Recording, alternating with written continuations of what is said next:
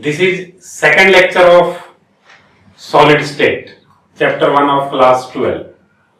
मैं एचआर सिंह आपको second lecture अब शुरू करने जा रहा हूं। फर्स्ट लेक्चर में तो केवल थियोरेटिकल बातें थी, लेकिन पढ़ना जरूरी था। रनिंग टॉपिक क्या था? Difference between amorphous solid and crystalline solid. और एक क्वेश्चन मैंने बताया था, why glass is considered super cooled liquid, और सॉलिड के टाइप्स में क्लासिफाई करने के लिए। ओके, तो आगे बढ़ते हैं हम लोग आज unit cell, crystal lattice and unit cell. Topic का नाम क्या है आज का हम लोग का?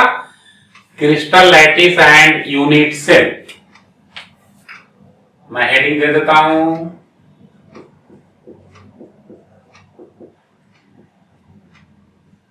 Crystal lattice and unit cell.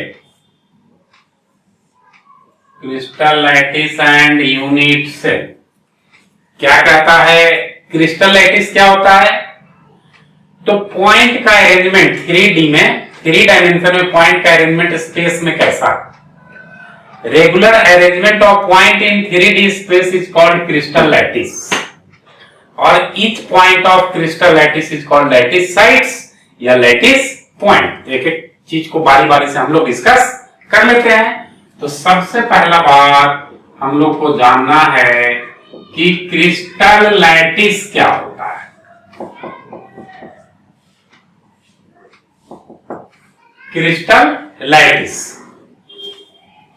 तो क्रिस्टल लैटिस क्या होता है? Regular arrangement of points in 3 dimension in space. Regular arrangement of points in 3D in space. तो डेफिनेशन क्या हो गया क्रिस्टल लैटिस का? रेगुलर 3D यानी 3 dimensional arrangement of point in space is called crystal lattice. Is called crystal lattice. Regular 3D arrangement of points in space is called crystal lattice. Crystal lattice हो गया। Lattice point किसको कहेंगे या lattice site किसको बोलेंगे? तो बात है लैटिस साइट्स, या इसी को क्या बोलेंगे? Lattice point. ये छोटा छोटा चीज है जो कॉन्सेप्ट हम लोग को क्लियर होना चाहिए। पॉइंट, तो जो 3D अरेंजमेंट है उसमें हर एक पॉइंट का पोजीशन पर, जिस जगह पे पॉइंट है, पॉइंट मतलब जहां पर कंस्टिट्यूएंट पार्टिकल है, उस पोजीशन को हम लोग लैटिस साइट या लैटिस पॉइंट कहेंगे। Position of each point in crystal lattice is called lattice point. हर एक पॉइंट का पोजीशन कहां पे है क्रिस्टल लैटिस में, उसी को हम लोग कहेंगे लैटिस साइट या लैटिस पॉइंट। तो क्या कह रहा है? Position of each point in crystal lattice is called lattice site या lattice point, या कहीं कहीं पर सिंपली लैटिस लिखा हुआ रहेगा। अब है यूनिट सेल क्या होता है। देखिए यूनिट सेल क्या होता है, तो आप बताओ सेल क्या होता है? CELL सेल, कोशिका। सेल क्या होता है? तो सेल कहता है कि हमारे बॉडी का बिल्डिंग ब्लॉक है, सबसे छोटा पार्ट जिससे आपका बॉडी, मेरा बॉडी बना हुआ है, उसको क्या बोलेंगे? सेल। वो तो बॉडी के केस में आ गया, लिविंग थिंग्स के केस में समझिए। आपको कोई बीमारी है, आपका ब्लड टेस्ट किया जाता है या कुछ और टेस्ट किया जाता है, तो ब्लड थोड़ी टेस्ट किया गया, आपके सेल को जांचा गया। बहुत सारा सेल मिलकर के ही तो आप बन गए, तो आपके सेल को लेबोरेटरी में टेस्ट किया गया कि इस सेल में क्या क्या बीमारी है। क्योंकि उसी सेल से आप बने हैं तो आप में भी वो बीमारी होगा। मलेरिया का टेस्ट हुआ, मलेरिया उस सेल शो किया कि मलेरिया का टेस्ट पॉजिटिव है, यानी आपको मलेरिया है, क्योंकि आप उसी सेल से बने हैं। तो आपका सबसे छोटा पार्टिकल जो आपके सारे प्रॉपर्टी को बता दे, उसी को क्या बोलते हैं? सेल। यूनिट सेल सॉलिड के केस में होगा, किसी भी सॉलिड का सबसे छोटा पार्टिकल जो उस सॉलिड के सारे प्रॉपर्टी को बता दे, उसको क्या कहेंगे? Unit cell. क्या? किसी भी सॉलिड का सबसे छोटा पार्टिकल जो उस सॉलिड के सारे प्रॉपर्टी को बता दे, उसको यूनिट सेल बोलेंगे। तो यूनिट सेल क्या हो गया? Smallest part of A solid, smallest part of a solid that represent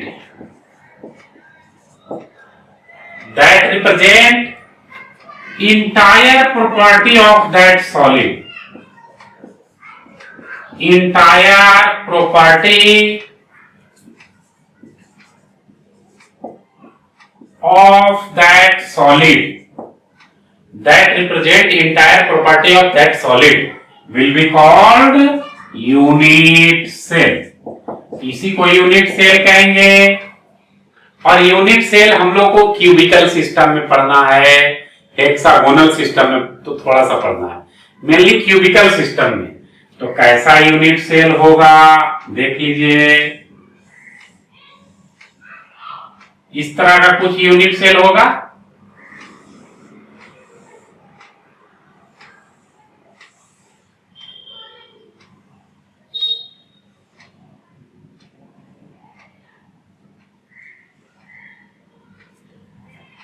ये है यूनिट सेल, छोटा होगा, हमने बड़ा फिगर बनाया ताकि और भी तो सीखना है। तो अब इस यूनिट सेल का कैरेक्टरिस्टिक्स क्या होगा, पैरामीटर क्या होगा जिससे यूनिट सेल जाना जाएगा। जैसे आपका पैरामीटर क्या, आप कैसे जाने जाते हो? आपके पापा का क्या नाम है, मम्मी का क्या नाम है, नाना का क्या नाम है, नानी का क्या नाम है, दादा का क्या नाम है, दादी का क्या नाम है, किस क्लास में पढ़ते हो, कैसे हो पढ़ने में, ये आपका आइडेंटिटी है। किस शहर से बिलोंग करते हो, आपका आइडेंटिटी है ना। तो इसका कैरेक्टरिस्टिक्स यूनिट सेल का उसी तरह से क्या होगा, कैसे पहचाना जाएगा? तो कैरेक्टरिस्टिक्स ऑफ यूनिट सेल, मैं इधर बात कर लेता हूं। कैरेक्टरिस्टिक्स ऑफ यूनिट सेल,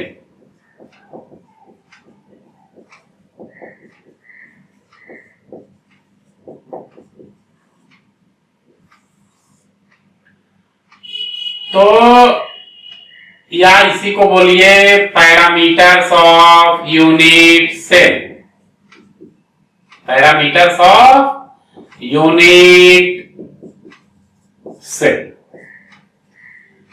क्या क्या पैरामीटर होगा? तो देखिए एक यूनिट सेल बनाते हैं पहले।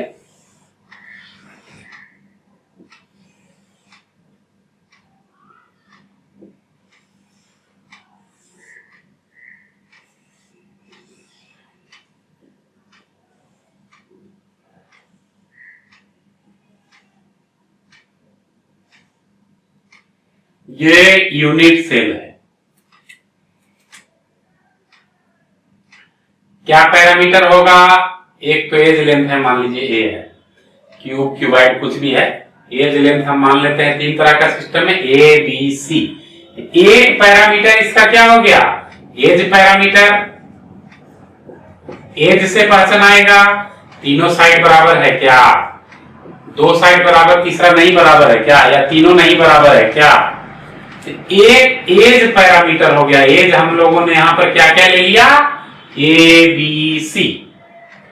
एज पैरामीटर के बाद दूसरा है एंगल पैरामीटर। एंगल पैरामीटर देखिए, इसको अल्फा ले लीजिए, इस एंगल को बीटा ले लीजिए और इस एंगल को गामा।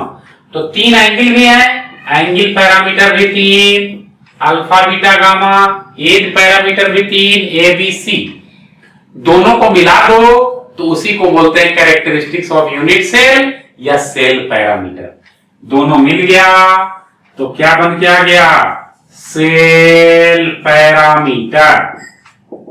सेल पैरामीटर किसको बोलते हैं, दोनों को मिला करके, edge parameter plus angle parameter. क्या हो जाएगा, edge parameter plus angle parameter.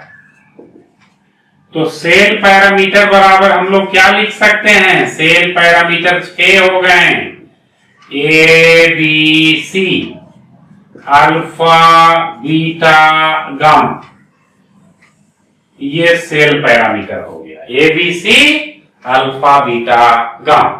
ये कैरेक्टरिस्टिक्स ऑफ यूनिट सेल है, नोट कर लीजिए। तो अब हम लोग यूनिट सेल के टाइप की ओर बढ़ते हैं। तो ध्यान रखना, यूनिट सेल किसी भी सॉलिड का सबसे छोटा पार्ट जो सॉलिड के सारे प्रॉपर्टी को बता दे। नोट कीजिए,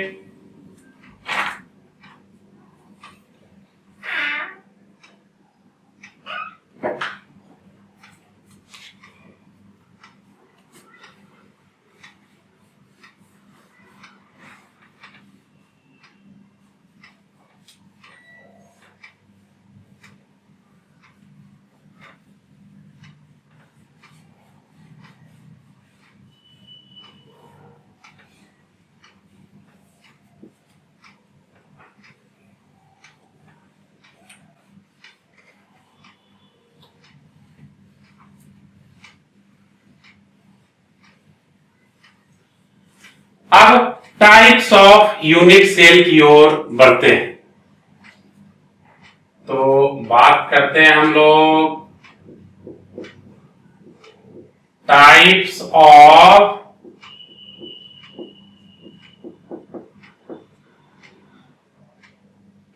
यूनिट सेल। तो मेनली दो तरह का यूनिट सेल, एक प्रिमिटिव यूनिट सेल और दूसरा नॉन प्रिमिटिव यूनिट सेल। तो पहला यूनिट सेल कौन हो गया, primitive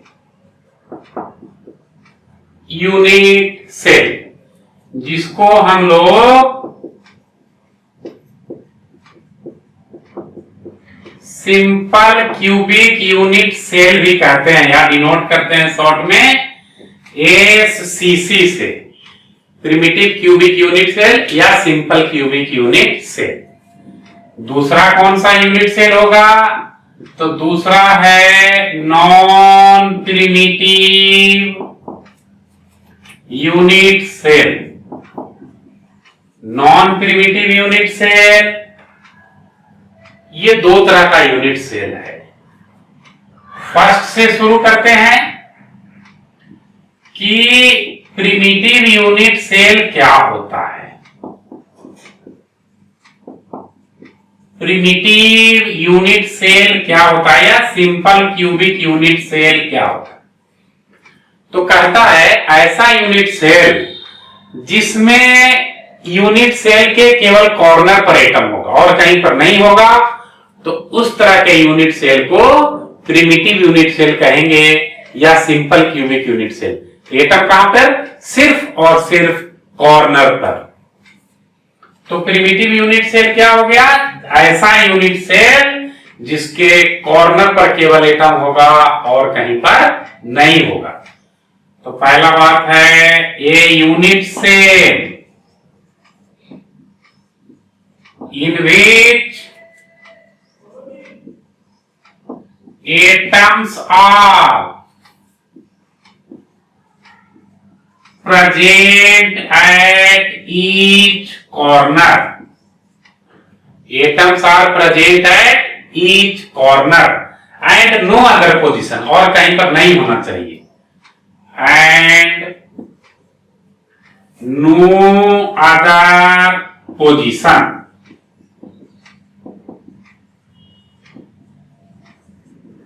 is called primitive unit cell या सिंपल क्यूबिक यूनिट सेल।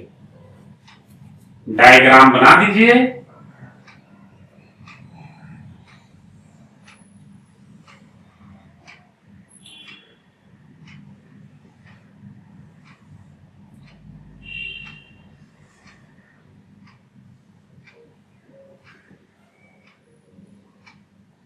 ये हमने एक यूनिट सेल बनाया, तो कहां कहां पर एटम होगा?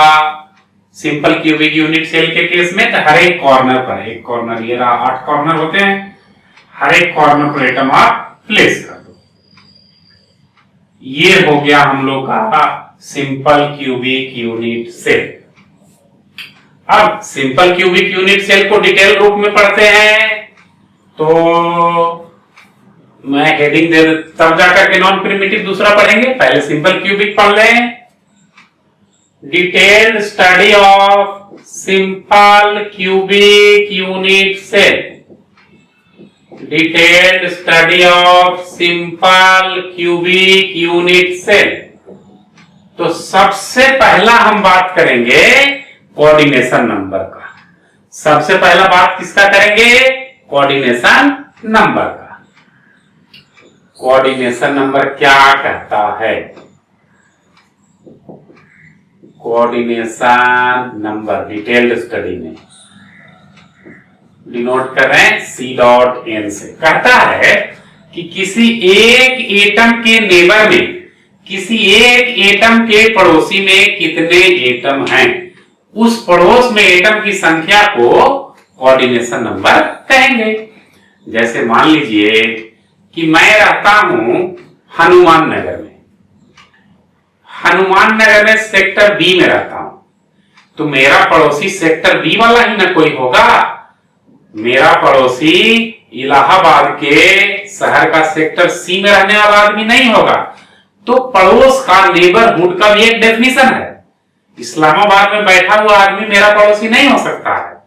मेरा पड़ोसी हनुमान नगर वाला होगा, मेरे घर के बगल वाला होगा। तो किसी एटम के पड़ोस में कितने एटम हैं, उसी एटम की संख्या को कोऑर्डिनेशन नंबर कहते हैं। समझिएगा बात को ध्यान से। तो कोई एक एटम आप पकड़िए, किसी एक एटम को आपको जो इच्छा करें। सपोज ये देखते हैं इस एटम के पड़ोस में कितने एटम हैं, काउंट करिए। उसको छोड़ दीजिएगा। मैं अपने पड़ोस में अपना पड़ोसी नहीं हूं, मैं खुद का पड़ोसी थोड़ी हूं। तो इसको छोड़ दीजिएगा तब ना इसका पड़ोसी निकलेगा। तो इसके पड़ोस में कितने एटम आपको दिखाई दे रहे हैं? टोटल 7। लेकिन चूंकि कुछ इसमें एजम्पशन का, इमेजिनेशन का चीज है, इस एटम से इस एटम का दूरी काफी ज्यादा हो जाता है। इस एटम से इस एटम का दूरी काफी ज्यादा हो जाता है, जो कि पड़ोसी रेंज में नहीं आ पाता है। जैसे आप क्या देखे पहले, 7 एटम है इसके पड़ोसी में, एक उससे काफी दूर है, तो पड़ोसी में वो एटम नहीं है। तो कितने एटम टोटल बच गए इसके पड़ोस में? 6। यानी इस सिंपल क्यूबिक यूनिट सेल का या किसी भी सिंपल क्यूबिक यूनिट सेल का कोऑर्डिनेशन नंबर कितना हो जाएगा? 6। तो कोऑर्डिनेशन नंबर एक एटम के पड़ोस में कितने एटम हैं। तो डेफिनेशन कोऑर्डिनेशन नंबर का क्या हो जाएगा? It is the total number of nearest neighbouring atom. It is the total number of nearest neighboring atom। उसको कोऑर्डिनेशन नंबर कहेंगे। सिंपल क्यूबिक यूनिट सेल का कोऑर्डिनेशन नंबर 6 है। अभी आपने देखा coordination number of simple cubic unit cell बराबर 6। तो एक बात तो हो गया, कोऑर्डिनेशन नंबर का बात हो गया। अब रेडियस और एज लेंथ में रिलेशन निकालना है। एटम का रेडियस और यूनिट सेल का एज लेंथ, यही तो बात होगा ना। तो रिलेशन के लिए फिगर को 2D में कंसीडर करके चलना होगा, 3D में तो बड़ा मेहनत है। तो सेकंड पॉइंट हम बात कर रहे हैं relation between radius of atom. इसको किससे डिनोट करते हैं? R से। and edge length of unit cell. Edge length of unit cell. Unit cell का edge length A. The relation between radius of atom and edge length of unit cell. तो इस figure को 2D में बनाइए। तो cube जब 2D में आएगा तो क्या बन जाएगा? स्क्वायर। मानिए स्क्वायर है और सब साइड बराबर। तो हर एक कॉर्नर पर एटम, यहां पर एक एटम रखिए, यहां पर एक एटम। ये पूरा क्या है? As length. एज लेंथ को हमने कितना माना? ए, और एटम का रेडियस आर। देखिए तो फिगर से क्या लग रहा है आपको? A is equal to R. तो रिलेशन या इसी को क्या लिखोगे? R is equal to A by 2। ये हो गया relation between radius and edge length of simple cubic unit cell. A is equal to 2r या r is equal to A by 2। Note कर लीजिए।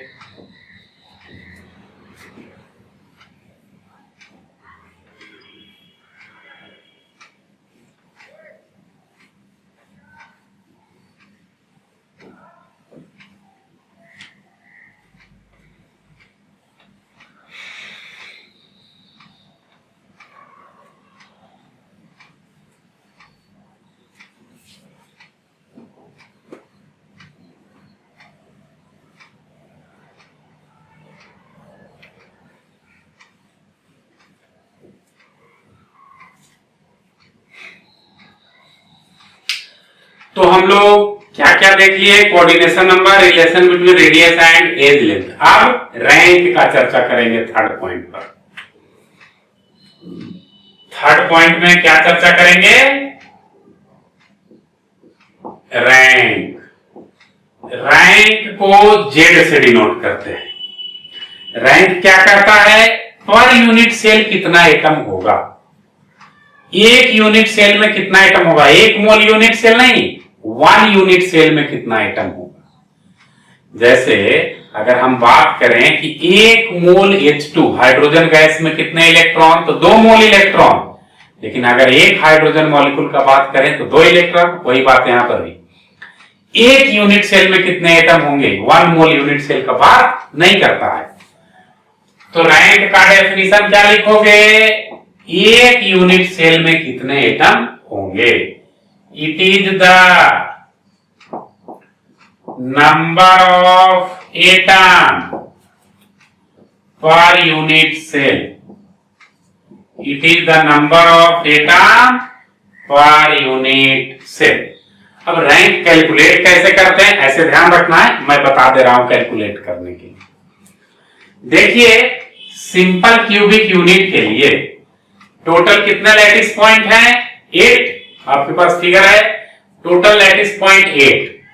तो एक लैटिस पॉइंट पर total का कितना कंट्रीब्यूशन होगा? Total lattice point 8। 8 पर कंट्रीब्यूशन कितना हो गया? 1 के बराबर। टोटल कंट्रीब्यूशन फ्रैक्शन तो 1 ही ना होगा। तो एक लैटिस पॉइंट पर कंट्रीब्यूशन 1/8। एक लैटिस पॉइंट पर कंट्रीब्यूशन 1/8। और ऐसा ऐसा कितने लैटिस पॉइंट है सिंपल क्यूबिक यूनिट सेल में? 8। तो 8 बार 1/8 लिखना होगा। 4 5 6 7 8। एक लैटिस पॉइंट पर टोटल का कंट्रीब्यूशन 1/8। 8 पर 1/8 8 टाइम्स। 1/8 plus 1/8 plus 1/8 8 times. तो क्या आ जाएगा? 1/8 इंटू 8 बराबर 1। तो क्या ध्यान रखना? Rank of simple cubic unit cell कितना? 1। कैसे आया? तो 1/8 इंटू 8 करके। ये भी ध्यान रखना है क्योंकि कभी कभी क्वेश्चन में कहेगा कि है तो सिंपल क्यूबिक यूनिट सेल लेकिन एक एटम उसमें से मिसिंग है, तो रैंक कितना? 1/8 इंटू एक एटम मिसिंग है तो 7। 3 एटम मिसिंग है तो 1/8 इंटू 5। तो हमको रैंक क्या ध्यान रखना है सिंपल क्यूबिक यूनिट सेल का? 1/8 into 8 is equal to 1। Direct 1 ना ध्यान रखिए तो ज्यादा बढ़िया होगा। 1/8 इंटू 8 इज इक्वल टू 1। ये हो गया रैंक का बात हम लोगों ने कर लिया। इसके बाद पैकिंग फ्रैक्शन का बात करते हैं। चौथा पॉइंट में किसका बात करेंगे? Packing fraction. सारा सिंपल क्यूबिक यूनिट सेल का बात हो रहा है, प्रिमिटिव यूनिट सेल का बात हो रहा है। पैकिंग फ्रैक्शन किससे डिनोट कर दें? पीएफ से, या इसी को क्या बोलते हैं? Packing efficiency. पैकिंग एफिशिएंसी ईटा से डिनोट करते हैं, पैकिंग एफिशिएंसी। तो फॉर्मूला डिराइव करने से पहले कि पैकिंग फ्रैक्शन है क्या? पैकिंग मतलब पैक, पैक मतलब ढका हुआ। तो टोटल कवर्ड स्पेस को क्या बोलेंगे? Packing fraction. जैसे मेरा स्पेस ये है पूरे बॉडी का, ये सब कवर्ड स्पेस है, ये सब अनकवर्ड है। अनकवर्ड को छोड़िए, ये सब अनकवर्ड है। टोटल कवर्ड, ये देखिए कपड़ा से कवर्ड है ना, ये सब कवर्ड स्पेस को पैकिंग फ्रैक्शन बोलेंगे। Total covered space is called packing fraction. Total covered space is called packing fraction.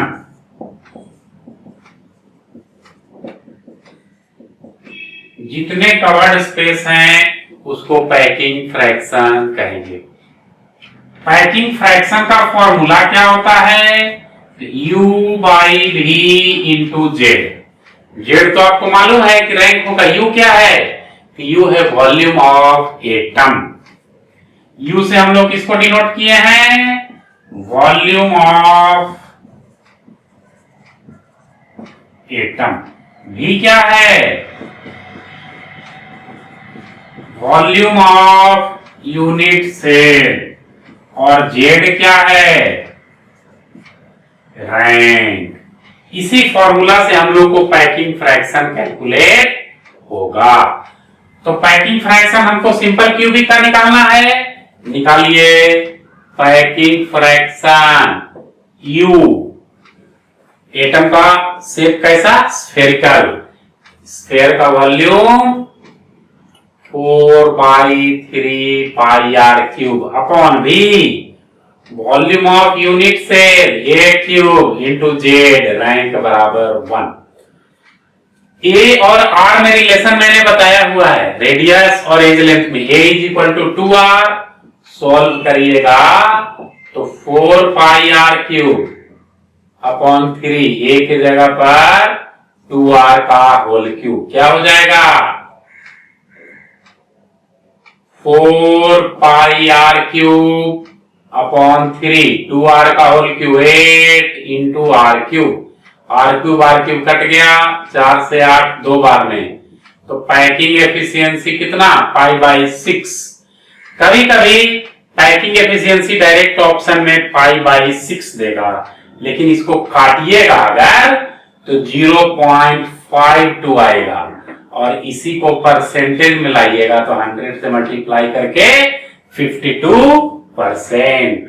तो क्या हम लोग को ध्यान रखना है? Packing fraction of simple cubic unit cell is equal to π/6 is equal to 0.52 is equal to 52%। ये पैकिंग फ्रैक्शन हो गया। इसके बाद 5वां नंबर पर हम बात करेंगे वॉइड का। वॉइड खाली जगह को बोलते हैं। ये कवर्ड स्पेस था, ये सब खाली जगह है ना, ये खाली जगह को हम लोग क्या बोलेंगे? वॉइड। पैक्ड के अलावा जो अनपैक्ड स्पेस है उसको वॉइड बोलेंगे। तो वॉइड को डिफाइन कैसे कर सकते हो?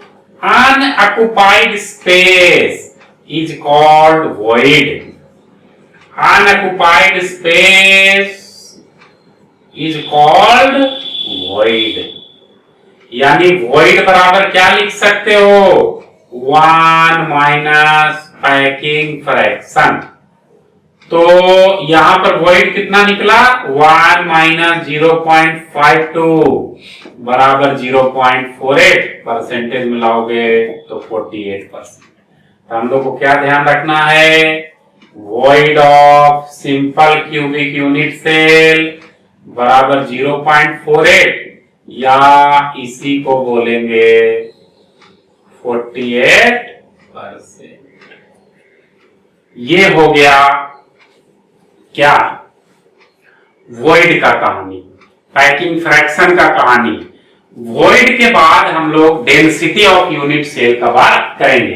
तो पहले इसको नोट कर लीजिए, अभी पूरा सिंपल क्यूबिक यूनिट सेल नहीं हुआ है, नोट कर लीजिए।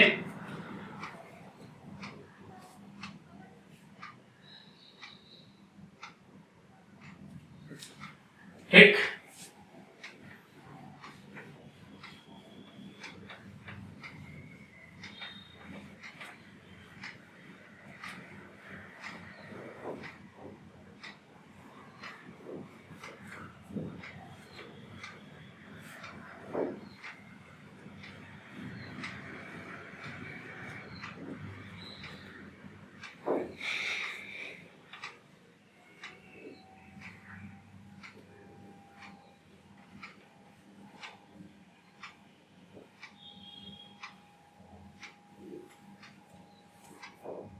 देखिए अब density of unit cell,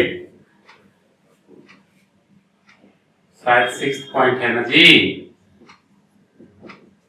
density of simple cubic unit cell, ऐसे सबके लिए सेम फॉर्मूला होता है। पहला पॉइंट हम लोग पढ़े थे कोऑर्डिनेशन नंबर, दूसरा point relation between radius and edge length, तीसरा पॉइंट रैंक, चौथा पैकिंग फ्रैक्शन और पांचवा void. 6 number density of simple cubic unit cell. Density को डी से डिनोट करेंगे और कोई भी यूनिट सेल रहे फॉर्मूला क्या लगेगा, Zm बटा N0 into V। V is equal to volume of unit cell A cube, क्या लगा सकते हो, ये मॉलिक्यूलर वेट है, Zm बटा N0 into A cube, where A क्या है, एज लेंथ, ए क्या है, एज लेंथ, क्या चीज में, सेंटीमीटर में। N0 क्या है, एवोगाड्रो नंबर, जिसका value 6.022 into 10 to the power 23। Z क्या है आपको मालूम है, रैंक। एम क्या है, मॉलिक्यूलर वेट, जो भी कंपाउंड दिया रहेगा, और V वॉल्यूम है, सेंटीमीटर क्यूब में होगा, तब जाकर के डेंसिटी ग्राम पर सेंटीमीटर क्यूब में निकल करके आएगा। डेंसिटी चूंकि ये हम लोगों ने सेंटीमीटर में लिया है, तो डेंसिटी क्या आ जाएगा, इतना ग्राम पर सेंटीमीटर क्यूब।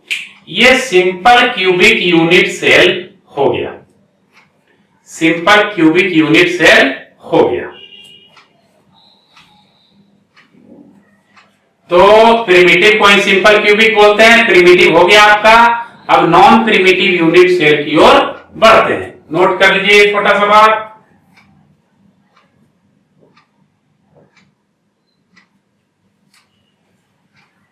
चलिए अब बढ़ेंगे नॉन प्रिमिटिव यूनिट सेल की ओर। देखिए, तो पहला हम लोगों ने प्रिमिटिव पढ़ लिया, दूसरा पढ़ना है नॉन प्रिमिटिव यूनिट सेल। क्या पढ़ना है, नॉन प्रिमिटिव यूनिट सेल। क्या कहता है नॉन प्रिमिटिव यूनिट सेल, ऐसा यूनिट सेल जिसमें हर एक कॉर्नर पर एटम होगा, लेकिन कॉर्नर के अलावे कम से कम एक कहीं और जगह पे भी होगा, कम से कम एक, ज्यादा ज्यादा जितना हो जाए तो नॉन प्रिमिटिव। प्रिमिटिव में क्या देखे थे कि हर एक कॉर्नर पर एटम होगा, उसके अलावा कहीं नहीं होगा। नॉन प्रिमिटिव कह रहा है कि हर एक कॉर्नर पर तो होगा, उसके अलावे भी किसी एक पॉइंट पर कम से कम होना चाहिए, ज्यादा पॉइंट पर भी हो सकता है। तो नॉन प्रिमिटिव यूनिट सेल क्या हो गया, A unit cell in which atoms are present at each corner of unit cell and also at some other places, and also at some other places, is called non-primitive unit cell. उसी को क्या बोलेंगे? Non primitive unit cell. यही है ना? तो non primitive unit cell हम structure नहीं बना रहे क्योंकि नॉन प्रिमिटिव यूनिट सेल दो तरह का, वो दोनों का स्ट्रक्चर बनाएंगे, वो दोनों अपने आप नॉन प्रिमिटिव में आ जाएगा। प्रिमिटिव तो केवल सिंपल क्यूबिक यूनिट सेल था, तो प्रिमिटिव बोल दीजिए, या सिंपल क्यूबिक यूनिट सेल, ये दो तरह के। नॉन प्रिमिटिव यूनिट सेल दो तरह के, क्या हो जाएगा?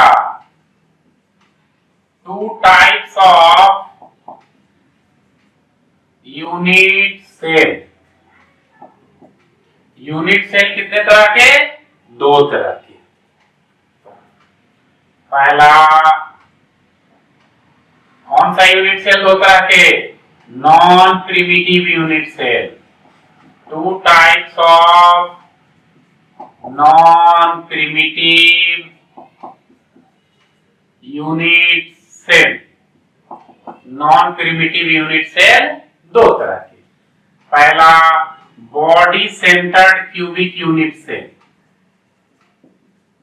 Body centred cubic unit cell पहला हो गया body centred cubic unit cell, जिसको हम लोग बीसीसी बोलते हैं। दूसरा face centred cubic unit cell.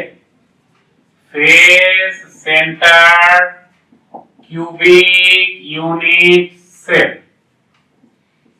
Face centred cubic unit cell क्या हो गया? एफसीसी। बारी बारी से पढ़ लेते हैं। तो पहला हम लोग पढ़ेंगे body centred cubic unit cell. Body centred cubic unit cell, BCC. अब देखिए नॉन प्रिमिटिव यूनिट सेल है तो कॉर्नर पर तो एटम होगा, इसके अलावा कहीं पर जरूर होगा। तो कहां पर होगा कॉर्नर के अलावे? तो यूनिट सेल के बॉडी पर। बीसीसी किसको बोलेंगे? ऐसा यूनिट सेल जिसमें हर एक कॉर्नर पर एटम हो और कॉर्नर के अलावे बॉडी के सेंटर पर हो, तो उसको हम लोग बोलेंगे बीसीसी। तो क्या हो गया? A unit cell in which atoms are present at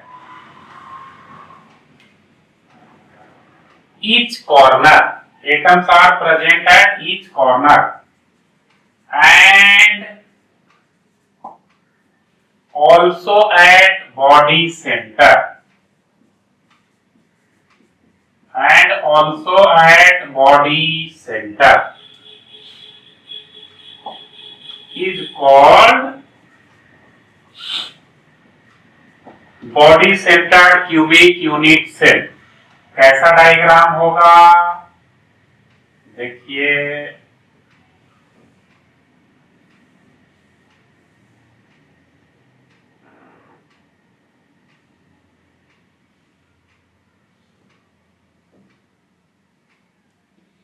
तो हर एक कॉर्नर पर तो एटम है ही, 8 कॉर्नर होते हैं, 8 कॉर्नर पर एटम है। इसके अलावा बॉडी सेंटर पर, ये बॉडी सेंटर रहा, ये बीसीसी हो गया। अब बीसीसी का डिटेल स्टडी पढ़ते हैं, जैसे सिंपल क्यूबिक का पढ़े थे।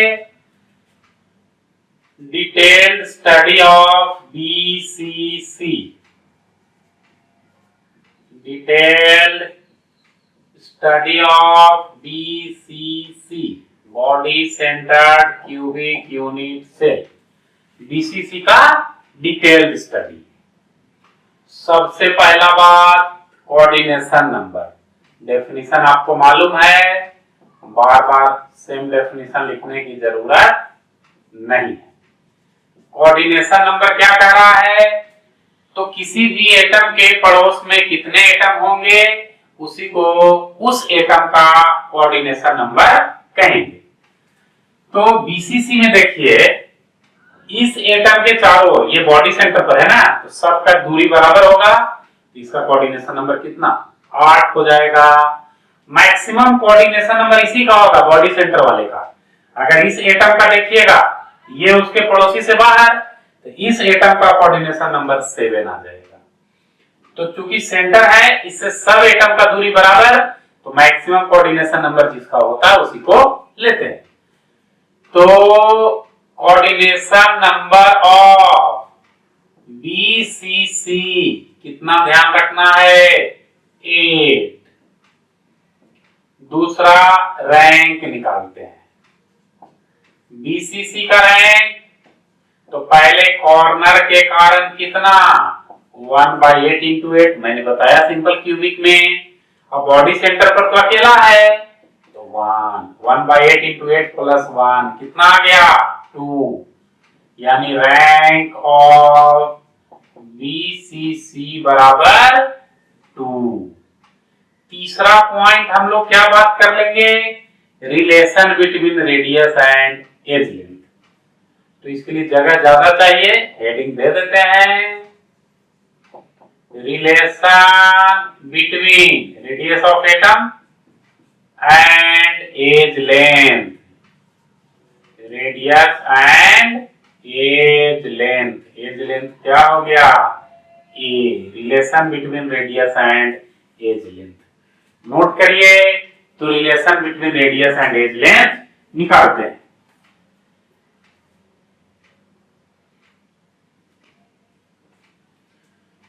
चलिए,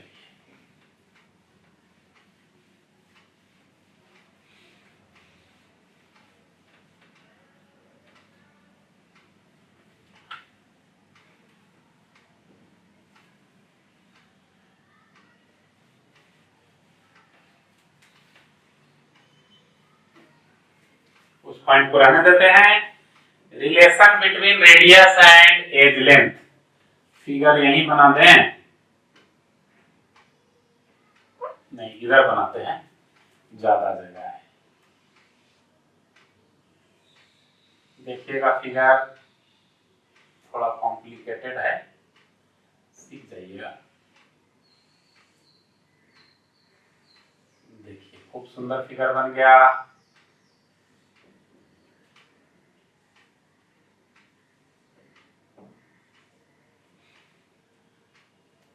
कहां कहां कह रहा, हर एक एटम, हर एक कॉर्नर पर एटम है और बॉडी सेंटर पर बनाइए, ये कॉर्नर पर एटम है, ठीक है, इस कॉर्नर पर एटम है। सर्किल आप अच्छा बनाइएगा, हर एक कॉर्नर पर आपको एटम रखना है, तब न जाकर रिलेशन निकलेगा।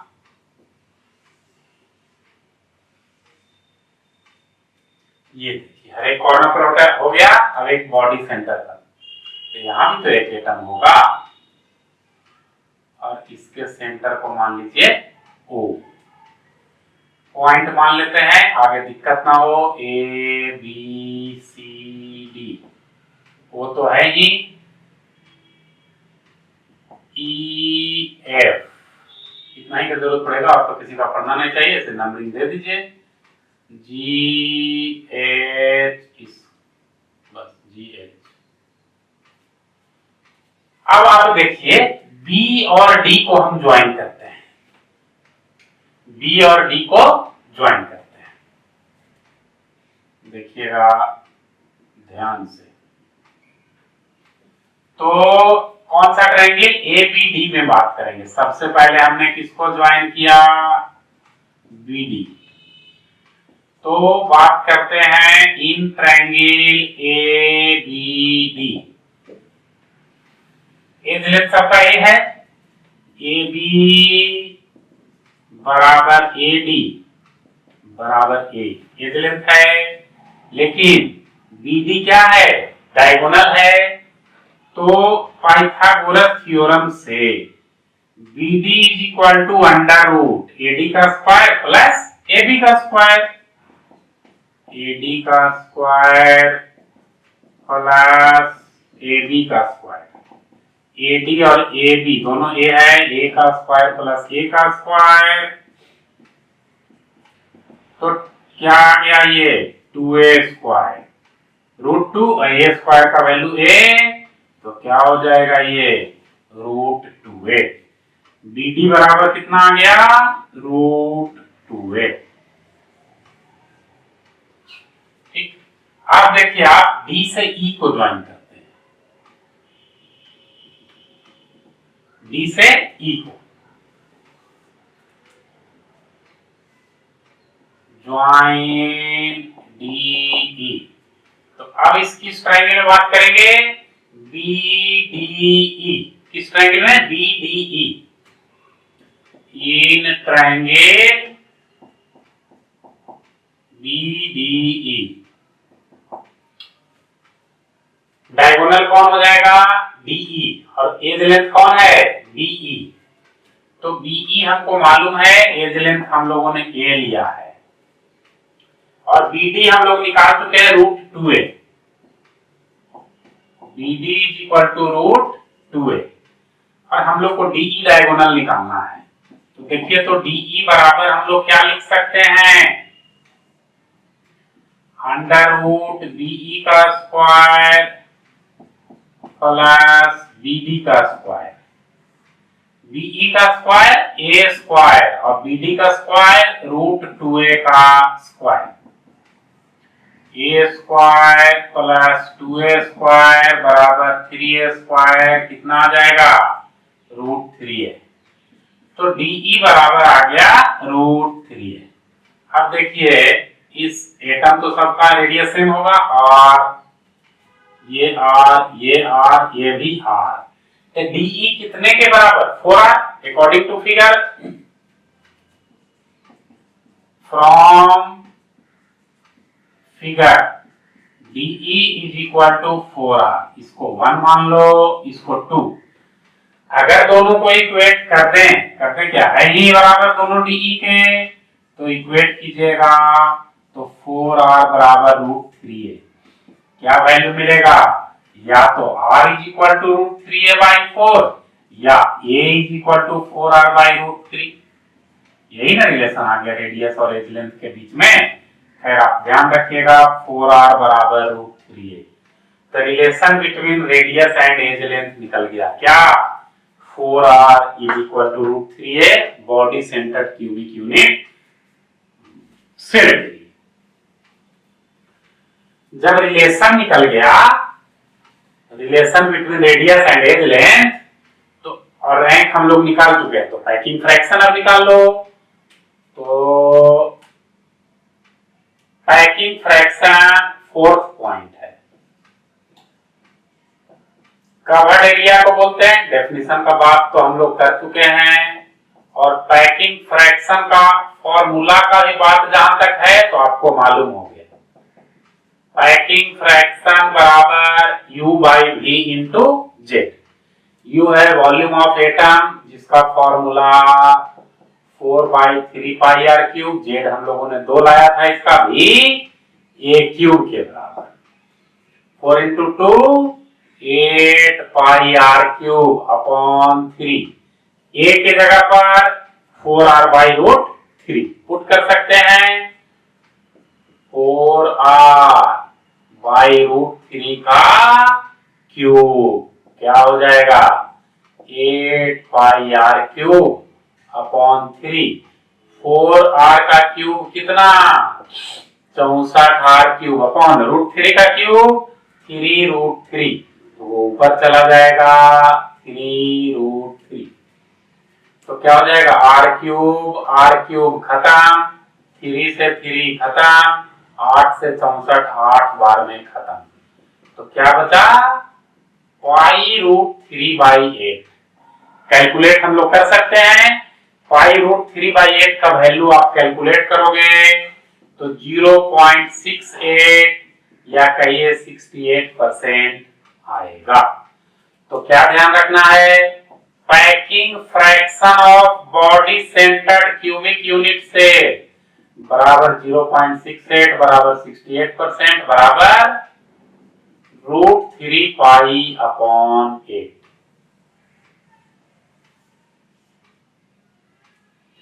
√3π/8। पांचवा पॉइंट क्या हो जाएगा? तो वॉइड। वॉइड बराबर हम लोग क्या जानते हैं? 1 माइनस पैकिंग फ्रैक्शन। तो 1 माइनस 0.68 कितना? 0.32 या 32%। तो क्या हो गया?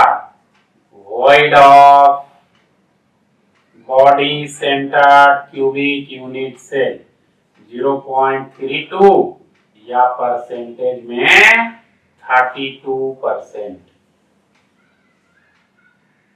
ये वॉइड का बात हो गया। वॉइड के बाद एक बात इसमें बच गया, डेंसिटी। छठा बात डेंसिटी। तो डेंसिटी का फॉर्मूला वही रहेगा जो सिंपल क्यूबिक यूनिट सेल में हुआ था। नोट कर लीजिए।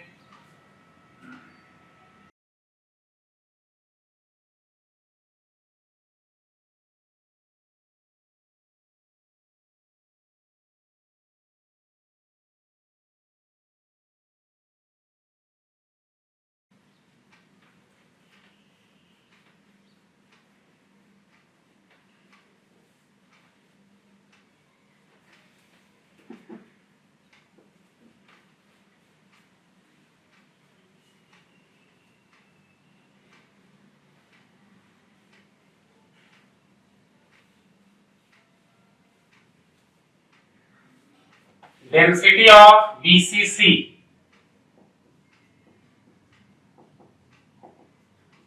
फॉर्मूला वही होगा, केवल रैंक का वैल्यू चेंज कर जाएगा। D बराबर Zm/n0 into V, Zm/n0 into A³ gram per centimetre cube. Edge length को सेंटीमीटर में लेना है। तो पहला हो गया था बॉडी सेंटर। दूसरा non primitive unit cell, face centred cubic unit cell. कौन सा? Face centre. Face centred cubic unit cell, FCC।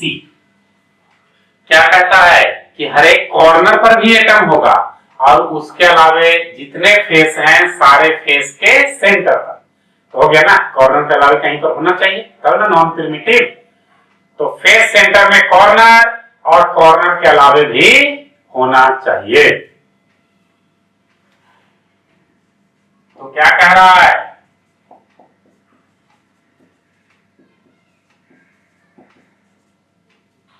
A unit cell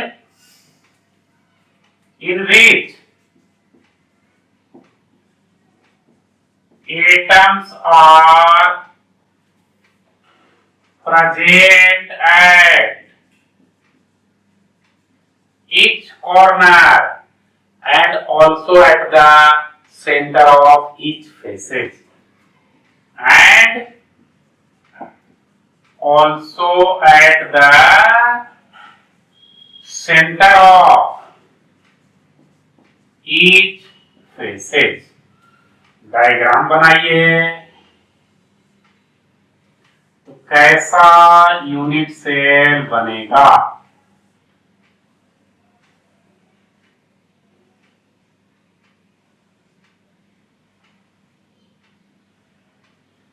हर एक कॉर्नर पर यहां हो गया, यहां हो गया, यहां हो गया, यहां हो गया, यहां सारे कॉर्नर पर। इसके अलावा जितने फेस हैं, 6 फेस होता है। एक इस फेस पर, एक इस फेस, एक इस फेस, एक इस फेस, एक इस फेस पर हो गया, एक पीछे पीछे हम कैसे दिखाएंगे, तो डॉट करके दिखा देते हैं।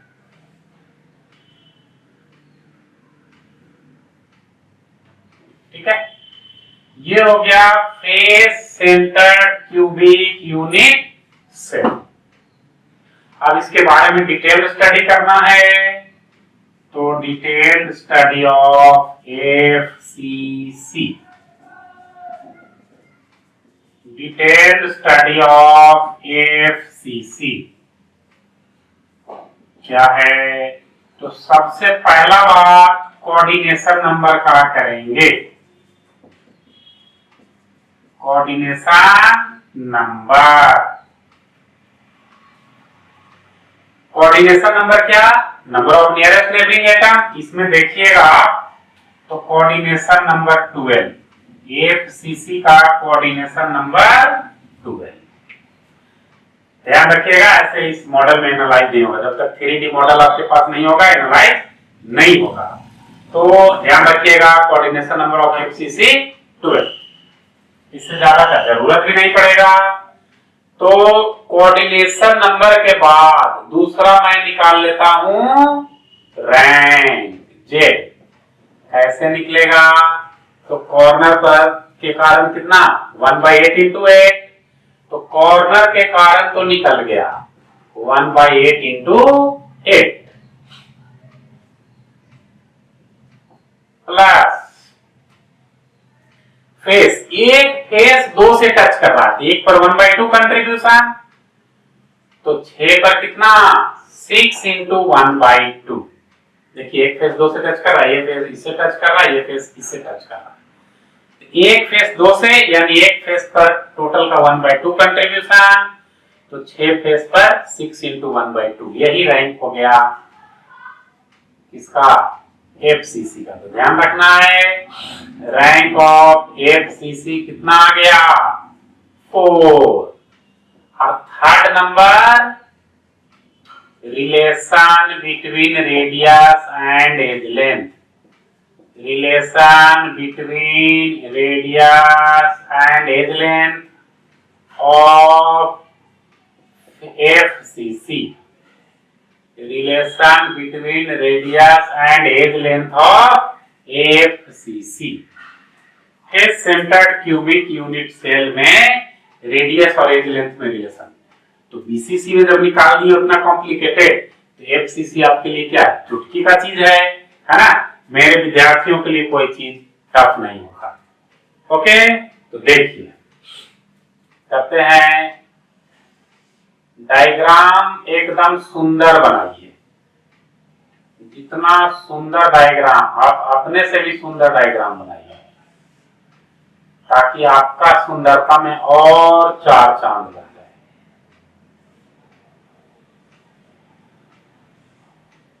देखिए क्या कह रहा है, हर एक कॉर्नर पर होना चाहिए। इस कॉर्नर पर मैंने बना दिया,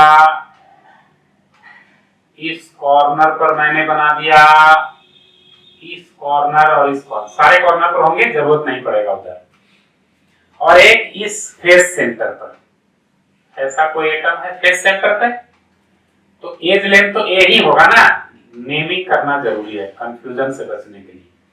ए बी सी डी, बी से डी को ज्वाइन करिए, बी से डी को ज्वाइन करिए। तो हम लोगों ने क्या किया, ज्वाइन बी डी।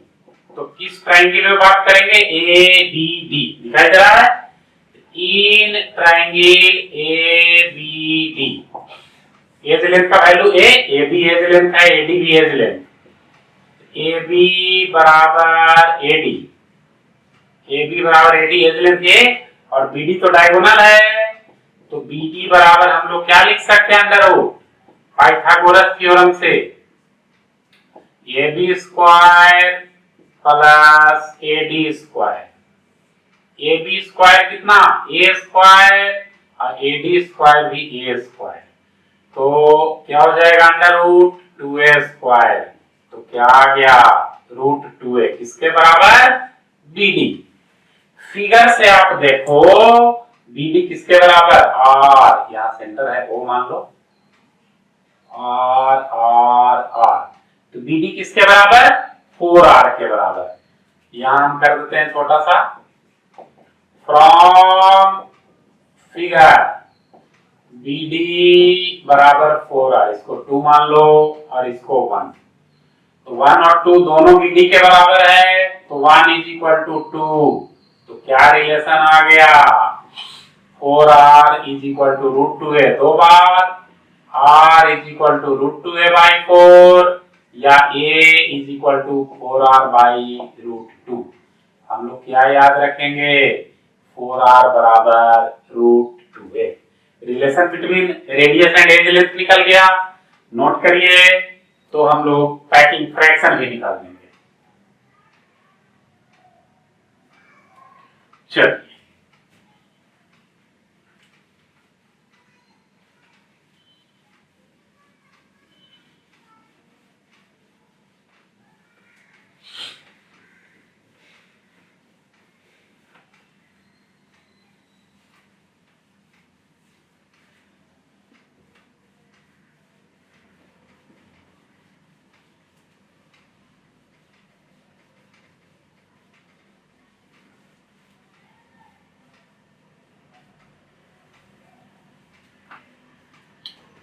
FCC में ही चल रहा है, पैकिंग फ्रैक्शन 4th नंबर होगा ना।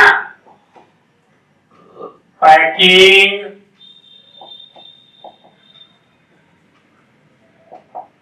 Fraction of FCC, packing fraction of FCC। हम लोग क्या जानते हैं, packing fraction is equal to U by V into Z. U क्या, 4/3 पाई r क्यूब, जेड कितना लाए थे हम लोग FCC के लिए 4, और V बराबर है cube, 16 pi r cube into 3, A is equal to, क्या हम लोग रेडियस एंड लेंथ के बीच में रिलेशन लाए, 4r is equal to root 2 है, A is equal to 4r by root 2। तो A इज इक्वल टू क्या रखिएगा, 4r बाई रूट 2 का होल क्यूब। तो क्या हो जाएगा, 16 pi r cube upon 3 into 4 का क्यूब कितना, 64 r क्यूब, और रूट 2 का क्यूब 2 रूट 2, तो 2 रूट 2 ऊपर चला गया, r क्यूब से r क्यूब गया, 16 दूनी 32 से 2 बार में 64 चला गया। तो क्या आ गया, ये पाई रूट 2 बाई 6 कैलकुलेट करिएगा तो 0.74 या 74%। तो क्या ध्यान रख सकते हो, पैकिंग फ्रैक्शन ऑफ FCC बराबर रूट 2 पाई अपॉन 6 बराबर 0.74 बराबर 74%। वॉइड निकल जाएगा 5वां पॉइंट, वॉइड। तो वॉइड बराबर हम लोग क्या जानते हैं, 1 माइनस पैकिंग फ्रैक्शन, सारे के लिए सेम होगा, 1 माइनस 0.74 क्या हो गया, 0.26, या परसेंटेज में लोगे तो 26%। तो हम लोग कैसे ध्यान रखेंगे, वॉइड ऑफ FCC बराबर 0.26 इज इक्वल टू 26%। क्लियर।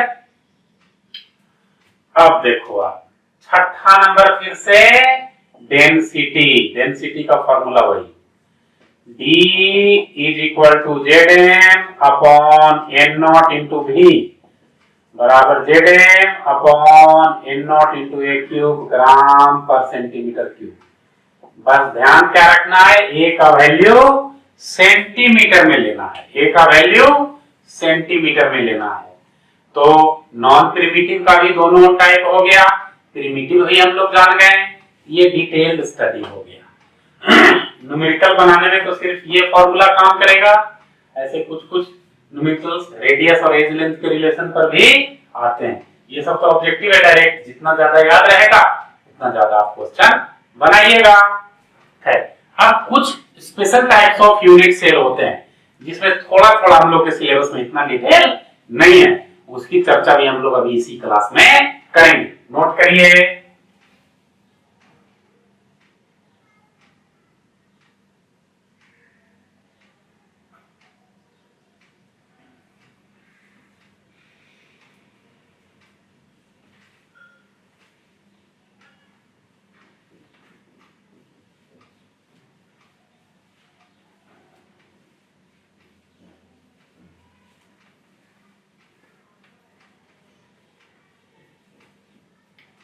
देखिए, some special types of unit cell, some special types of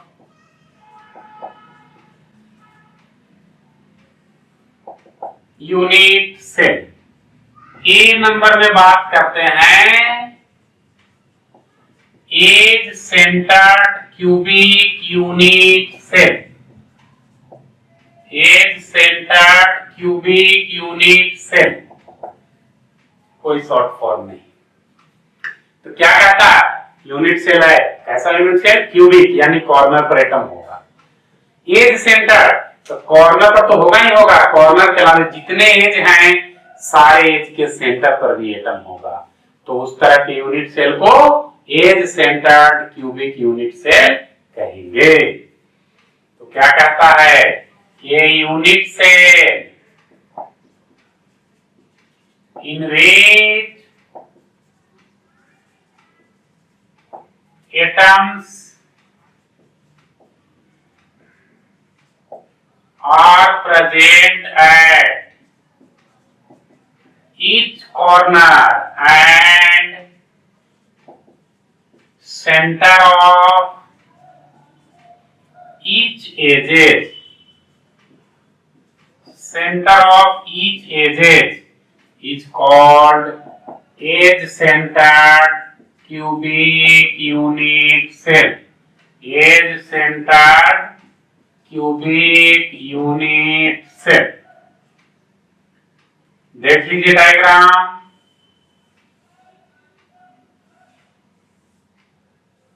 cubic है, क्यूबाइडल फिगर लगे तो सबका एज लेंथ बराबर मान के चलना है। हर एक कॉर्नर पर रहेगा। चलिए, हर एक कॉर्नर पर एटम आ गया। अब हर एक एज के सेंटर पर, ये एज है, ये एज है, ये एज वाला को हम दूसरे तरह डिनोट कर रहे हैं ताकि क्लियर पता चल जाए। देखिए, 12 एज पर आ गया ना, कोई छूटा नहीं छूटा। तो इसका केवल हमको रैंक निकालना है। कॉर्नर के कारण कितना, 1/8 इंटू 8 प्लस एज के कारण 1/4 होता है, 12 इंटू 1/4। तो edge centred cubic unit cell का रैंक कितना याद रखना है, 4। कैसे, तो 8 इंटू 1/8 प्लस 12 इंटू 1/4। जहां एज के कारण रहेगा तो 1/4 से, फेस के कारण 1/2 से, बॉडी सेंटर पूरा अकेला, कॉर्नर के कारण 1/8 से। एक यूनिट सेल और है स्पेशल में, जिसको हम लोग बोलते हैं end centred cubic unit cell. End centred cubic unit cell, ये क्या कहता है, ऐसा यूनिट सेल जिसमें कॉर्नर पर तो एटम होगा, कॉर्नर के अलावे किसी one pair of opposite faces पर होंगे, कॉर्नर के अलावे अपोजिट फेसेस पर होंगे। तो क्या कहता है, ऐसा यूनिट सेल जिसमें कॉर्नर पर तो एटम होगा, कॉर्नर के अलावे अपोजिट फेस पर अगर एटम हो तो उसको कहेंगे end centred cubic unit cell. तो क्या हो गया, a unit cell in which atoms are present at each corner and also at any two opposite faces, any two opposite faces is called end-centered cubic unit cell. end-centered cubic unit cell, यही है ना। Diagram देखिए, बिना unit cell, बिना diagram कोई मतलब नहीं है। कॉर्नर पर ये रहा, किसी एक अपोजिट फेस ये रहा। इसका अगर रैंक निकालने का बारी आ गया तो कॉर्नर के कारण तो हम लोग जानते हैं 1/8, फेस के कारण दो फेस है ना, फेस के कारण 1/2, तो रैंक ऑफ इंड सेंटर्ड कितना 2। बाकी इसमें रैंक के अलावा कुछ नहीं जानना है। तो यूनिट सेल हम लोग का हो गया, टोटल तरह का यूनिट सेल हम लोग का हो गया। तो अगले क्लास में इस पर बेस्ड क्वेश्चंस करेंगे और थोड़ा कितने तरह से एंगल वगैरह को अरेंज कर सकते हैं उसके बारे में चर्चा करेंगे। ब्रावाइस लैटिस के बारे में भी चर्चा कर लेंगे नेक्स्ट क्लास में, क्योंकि क्वेश्चन में उतना पूरा टाइम जाएगा नहीं, इसमें बहुत ज्यादा क्वेश्चंस नहीं होते हैं। Thank you.